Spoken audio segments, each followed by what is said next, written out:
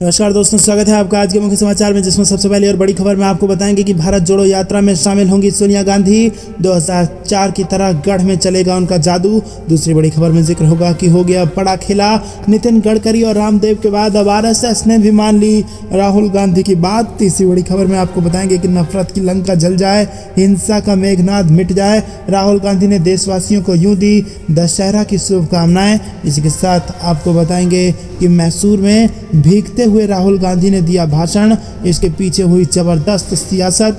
चौथी बड़ी खबर में जिक्र होगा कि दशहरा रैली में उद्धव का शिंदे पर तीखा हमला, बोले कटप्पा को जनता माफ नहीं करेगी। दोस्तों, हर एक खबर की गहराई में आपको ले जाएंगे, लेकिन उससे पहले वीडियो को लाइक करना मत भूलिएगा और लाल बटन को दबा के चैनल को सब्सक्राइब करके घंटी बजाकर कमेंट में लिखिए जय हिंद। रुक करते हैं सबसे पहली और बड़ी खबर की तरफ। भारत जोड़ो यात्रा में शामिल होंगी सोनिया गांधी। 2004 की तरह गढ़ में चलेगा उनका जादू। जी हाँ दोस्तों, राहुल गांधी की भारत जोड़ो यात्रा में गुरुवार को सोनिया गांधी भी शामिल होंगी। हालांकि वो थोड़ी ही देर के लिए इसमें पद यात्रा करेंगी और कांग्रेस की अंतरिम अध्यक्ष सोनिया गांधी राजनीति की कोई कच्ची खिलाड़ी नहीं है। उन्होंने साल 2004 में उस वक्त बड़ा दांव खेला था जब जय नजर आ रहे प्रधानमंत्री अटल बिहारी वाजपेयी के नेतृत्व वाली शक्तिशाली बीजेपी को हराना मुश्किल लग रहा था। उस दौर में सोनिया गांधी ने अपनी सास और राजनीतिक गुरु पूर्व प्रधानमंत्री इंदिरा गांधी की तरह सड़कों पर उतरने का फैसला किया था। रुक करते हैं अगली बड़ी खबर की तरफ। हो गया बड़ा खेला, गडकरी रामदेव के बाद संघ ने मानी राहुल गांधी की बात। जी हाँ दोस्तों, राहुल गांधी अपने इस भारत जोड़ो यात्रा के दौरान बीजेपी सरकार के भ्रष्टाचार, महंगाई और बेरोजगारी जैसे मुद्दे खूब उठा रहे हैं। राहुल गांधी की भारत जोड़ो यात्रा की बहुत से लोग तारीफ कर रहे हैं और सबकी नज़र उन पर है। और कांग्रेस के लिए इससे अच्छी बात और क्या हो सकती है कि बीजेपी लगातार इस यात्रा को लेकर बात कर रही है। प्रधानमंत्री नरेंद्र मोदी के समर्थन में हमेशा खड़े दिखाई देने वाले बाबा रामदेव जैसे लोग भी राहुल गांधी और भारत जोड़ो यात्रा की तारीफ कर चुके हैं। कांग्रेस का कहना है कि भारत जोड़ो यात्रा का असर भी देखने को मिल रहा है, जिस कारण बाबा रामदेव, आरएसएस के सर कार्यवाहक दत्तात्रेय होसबोले, नितिन गडकरी जैसे लोगों के भी बयान बदलने लगे हैं। दोस्तों, आपको बता दें कि ये बड़ी खबर आ रही है। यहाँ पर राहुल गांधी ने बड़ा काम करके दिखाया है और देश की जनता का वो दिल लगातार जीत रहे हैं। रुक करते हैं अगली बड़ी खबर की तरफ। नफरत की लंका जले, हिंसा का मेघनाद मिटे। राहुल गांधी ने देशवासियों को यूं दी दशहरा की शुभकामनाएं। जी हाँ दोस्तों, आपको बता दें कांग्रेस नेता राहुल गांधी ने सरकार पर निशाना साधते हुए देशवासियों को विजयदशमी की शुभकामनाएं दी हैं। राहुल गांधी ने ट्वीट करते हुए लिखा कि नफरत की लंका जल जाए, हिंसा का मेघनाद मिट जाए, अहंकार के रावण का अंत हो, सत्य और न्याय की विजय हो। समस्त देशवासियों को विजयदशमी की हार्दिक शुभकामनाएं। और वहीं कांग्रेस महासचिव प्रियंका गांधी ने ट्वीट करते हुए लिखा कि आप सभी को असत्य, अहंकार व अन्याय पर करुणा, सत्य, विनम्रता व न्याय की विजय के प्रतीक पर विजयदशमी की हार्दिक शुभकामनाएं। दोस्तों, रुक करते हैं अगली बड़ी खबर की तरफ। राहुल गांधी ने भीगते हुए दिया भाषण।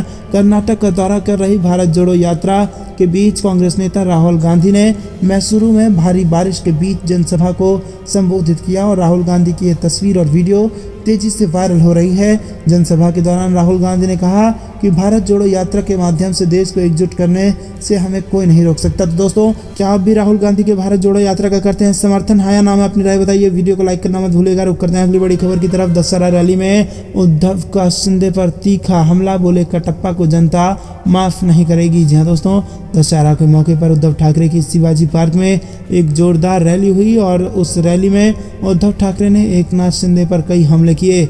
उन्होंने जोर देकर कहा कि कटप्पा को जनता माफ नहीं करने वाली है। साफ कहा गया कि शिव सैनिकों की गद्दी पर सिर्फ एक शिव सैनिक का ही अधिकार रहने वाला है। दशहरा के मौके पर उद्धव ठाकरे की शिवाजी पार्क में एक जोरदार रैली हुई और उद्धव ठाकरे ने इस रैली में कई हमले शिंदे पर किए और दोस्तों, इसमें उन्होंने शिंदे को कटप्पा बता दिया। उद्धव ने कहा कि गद्दारों को गद्दार ही कहा जाएगा, ये बात सभी को पता होनी चाहिए। शिवसेना की गद्दी मेरे शिव सैनिकों की है, जनता कभी भी कटप्पा को माफ नहीं करने वाली है। बीजेपी ने भी सही नहीं किया, उसने भी धोखा देने का काम किया। उद्धव ने शिंदे पर बड़ा बयान देते हुए ये भी कहा कि लोग शिवसेना का नाम चुराने की कोशिश कर रहे हैं, लेकिन ये लोग सिर्फ कुछ समय के लिए ही कुर्सी पर रहने वाले हैं, इनका कोई भविष्य नहीं है। मैं हिंदू हूँ, किसी को भी डरने की जरूरत नहीं है, झुकने की जरूरत नहीं है। उद्धव ने आगे कहा कि मेरा नाम सिर्फ उद्धव ठाकरे नहीं बल्कि मैं उद्धव बाला साहेब ठाकरे हूँ। मुझे बीजेपी वालों से से हिंदुत्व का पाठ पढ़ने की जरूरत नहीं है। बीजेपी वाले इस समय शिवसेना की गद्दी चुराने की कोशिश में लगे हैं। वो जो भी कर रहे हैं ठीक नहीं है। उद्धव ने प्रधानमंत्री मोदी की पाकिस्तान यात्रा का जिक्र करते हुए ये भी कहा कि जो लोग पाकिस्तान में जाकर केक खाते हैं वो हिंदुत्व की बात कैसे कर सकते हैं। आप सिर्फ गाय गाय की बात करते हैं, महंगाई पर कोई कुछ नहीं बोलते। रुक करते हैं अगली बड़ी खबर की तरफ।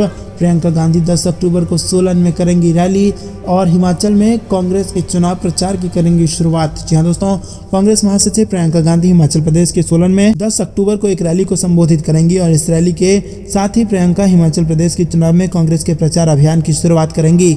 संभावना है कि प्रियंका गांधी ही हिमाचल प्रदेश में पार्टी के चुनाव प्रचार की कमान संभालें, क्योंकि राहुल गांधी इस समय भारत जोड़ो यात्रा का नेतृत्व कर रहे हैं। कांग्रेस की नज़र पहाड़ी राज्य की सत्ता में वापसी पर है और राज्य में पार्टी के लिए ये पहला चुनाव होगा जो वीरभद्र सिंह के बिना होगा।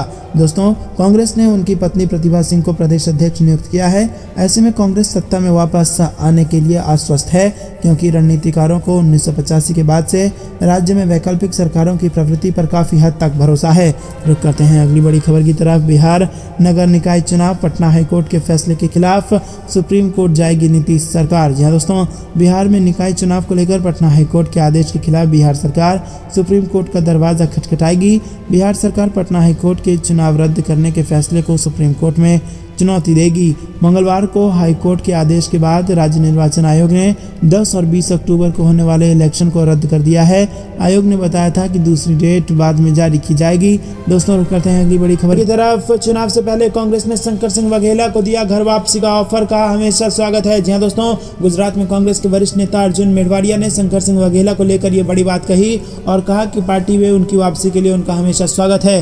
रुक करते हैं अगली बड़ी खबर की तरफ। हिमाचल में मोदी की रैलियों के जवाब में प्रियंका की रैली करवाने की तैयारी में कांग्रेस। जी हाँ दोस्तों, प्रधानमंत्री नरेंद्र मोदी की रैलियों के जवाब में कांग्रेस प्रियंका गांधी की रैली करवाने की तैयारी में है। प्रियंका की रैली अब सोलन में प्रस्तावित की गई है और सोमवार को पार्टी के प्रदेश नेताओं की वर्चुअल बैठक में विस्तृत चर्चा हुई। हालांकि अभी रैली स्थल को फाइनल नहीं किया गया है और इसके लिए कोई भी नेता इस पर बोलने को तैयार नहीं है। पार्टी सूत्रों के मुताबिक बैठक में पालमपुर व सोलन में रैली करवाने पर चर्चा हुई है और हिमाचल प्रदेश में चुनावी माहौल गर्मा गया है। प्रदेश में नवंबर में 68 विधानसभा क्षेत्रों में चुनाव होना तय है। सोलन में 10 अक्टूबर को ये रैली हो सकती है और इससे पहले प्रियंका गांधी की प्रदेश में 3 स्थानों पर रैलियां प्रस्तावित की जा चुकी हैं। रुक करते हैं अगली बड़ी खबर की तरफ। पीएम मोदी की रैली कवर करने को पत्रकारों से मांगा चरित्र प्रमाण पत्र, कांग्रेस और आम आदमी पार्टी ने साधा निशाना। जी हाँ दोस्तों, पीएम मोदी की सभा को कवर करने के लिए पत्रकारों से चरित्र प्रमाण पत्र मांग लिया गया और इस पर खूब विवाद हुआ।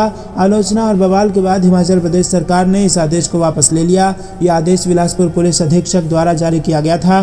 प्रधानमंत्री हिमाचल दौरे के दौरान बिलासपुर में एम्स का उद्घाटन करने के बाद जनसभा को संबोधित करेंगे और कुल्लू के प्रसिद्ध दशहरा समारोह में भी भाग लेंगे।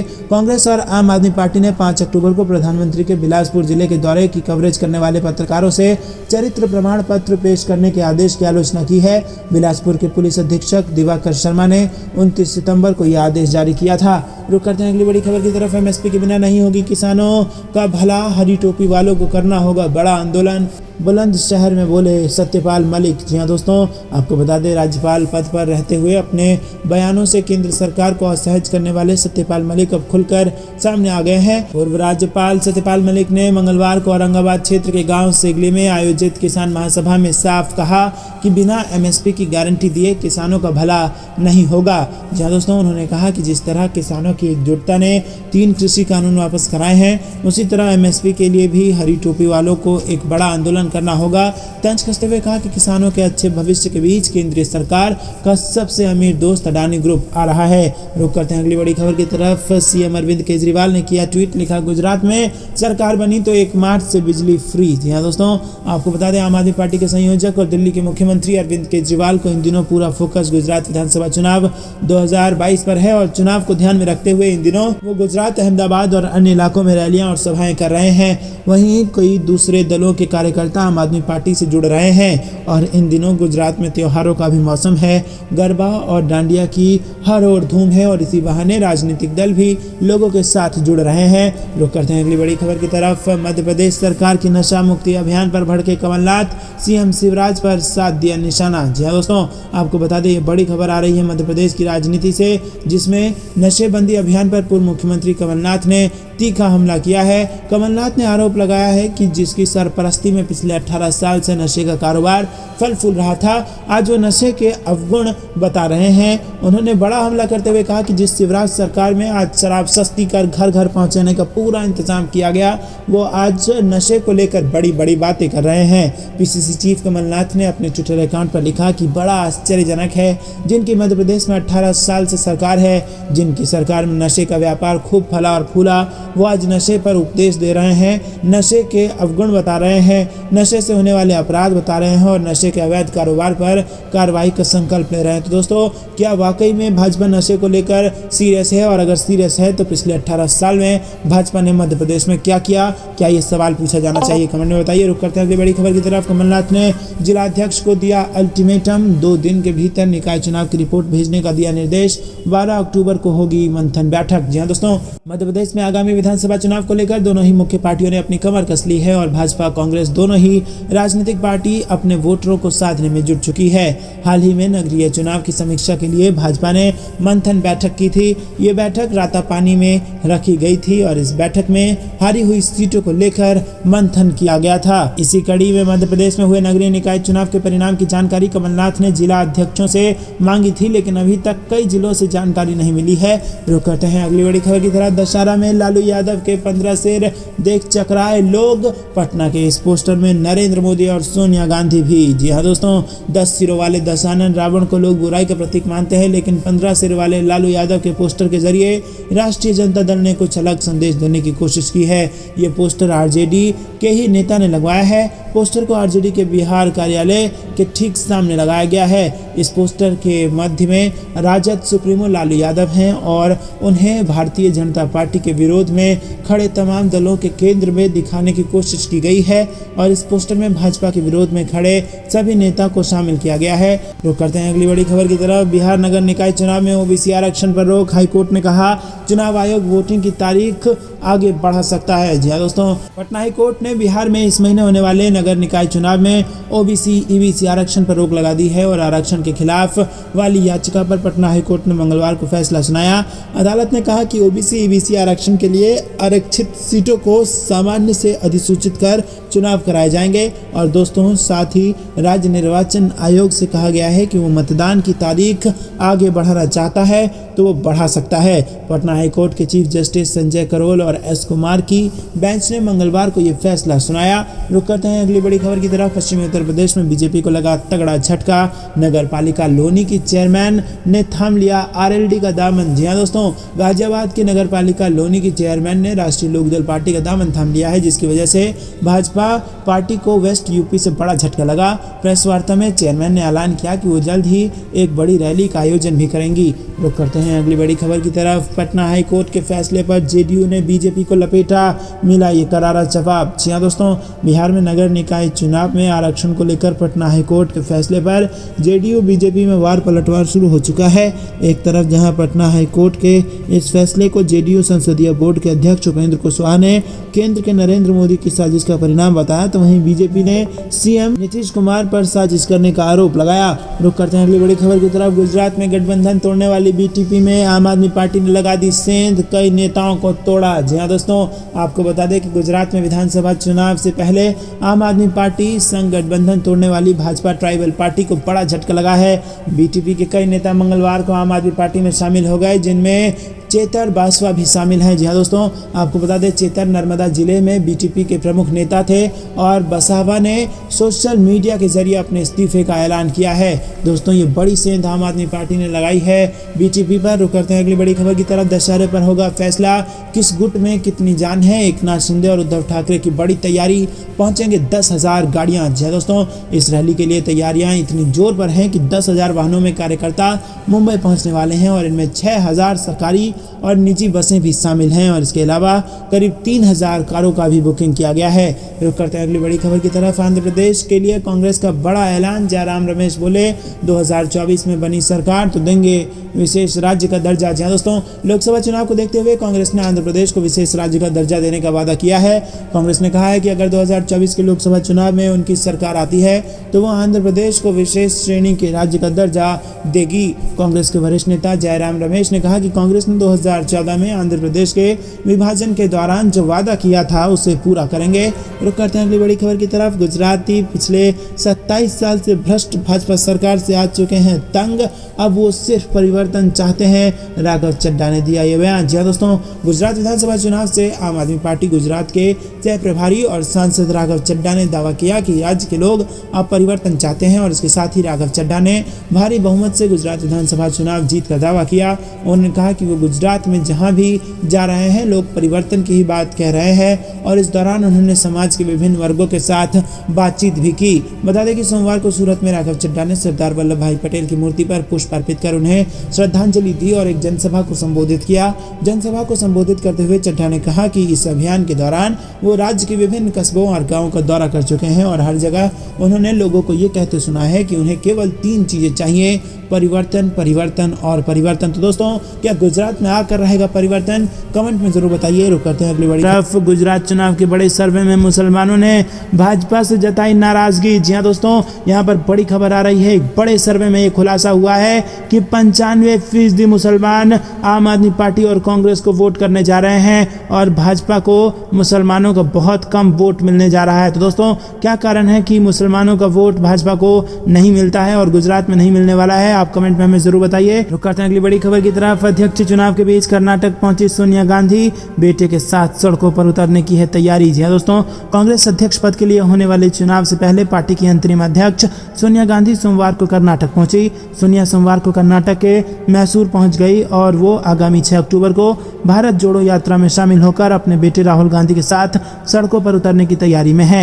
सोनिया गांधी के अलावा कांग्रेस महासचिव प्रियंका गांधी के भी मैसूर पहुंचने की उम्मीद है और प्रियंका गांधी अब शुक्रवार को यात्रा में शामिल होंगी, जब ये यात्रा नागमंगला मांड्या जिले से होकर गुजरेगी। पार्टी महासचिव जयराम रमेश ने नई दिल्ली में संवाददाताओं को बताया कि सोनिया गांधी बृहस्पतिवार को यात्रा में शामिल होंगी और उन्होंने कहा कि दशहरे के कारण 4 और 5 अक्टूबर को यात्रा को विश्राम दिया जाएगा और फिर 6 अक्टूबर की सुबह यात्रा प्रारंभ होगी। रुक करते हैं अगली बड़ी खबर की तरफ। किसानों का 26 नवंबर को देशव्यापी प्रदर्शन।